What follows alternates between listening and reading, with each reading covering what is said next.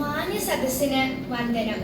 പുരുഷ കേന്ദ്രീകൃതമായ മലയാള കാവ്യലോകത്ത് സ്ത്രീയുടെ അനുഭവ നേർസാക്ഷ്യങ്ങളുടെ സങ്കീർണതകളും സ്ത്രീ സമത്വവും ആവിഷ്കരിക്കാൻ ശ്രമിച്ച ആദ്യത്തെ മലയാള കവയിത്രിയാണ് ബാലാമണി അമ്മ.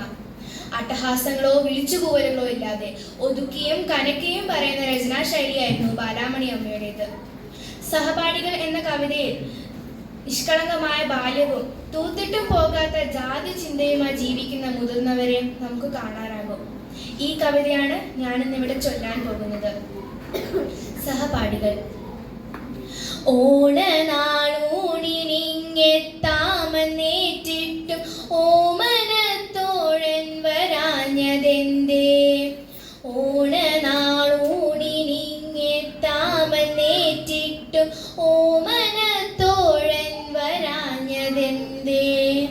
പൊന്നൊടുപ്പൂരിയിട്ടാദിത്യനീ വീട്ടിൽ പിന്നിലെ തോപ്പിലേക്കോടിയല്ലോ.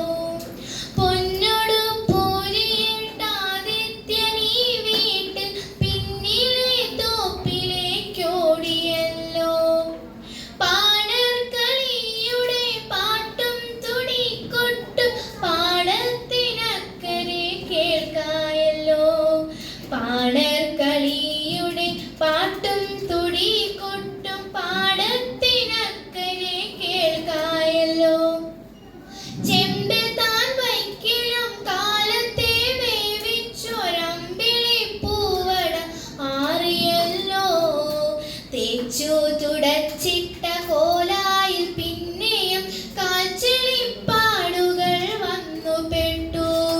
തേച്ചു തുടച്ചിട്ട കോലായിൽ പിന്നെയും കാൽച്ചെളിപ്പാടുകൾ വന്നുപെട്ടു. വാടിക്കുഴഞ്ഞു ഞാൻ ഓണപ്പെരുമാളെ ചൂടിച്ച താമര പൂങ്കിരീടം.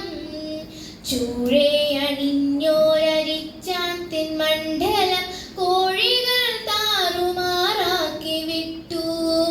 ചൂഴയണിഞ്ഞോരരിച്ചാത്തിൻ മണ്ഡലം കോഴികൾ താറുമാറാക്കി വിട്ടു.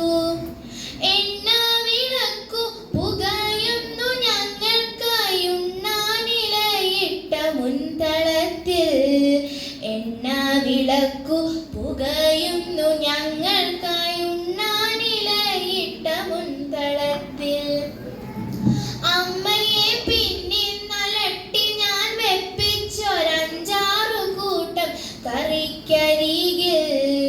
ഒറ്റയ്ക്കിരുന്നുണ്ണാം അമ്മയാ പാവത്തിൽ കുറ്റപ്പെടുത്തുമെന്നാണു ഖേദം. ഒറ്റയ്ക്കിരുന്നുണ്ണാം അമ്മയാ പാവത്തിൽ കുറ്റപ്പെടുത്തുമെന്നാണു ഖേദം.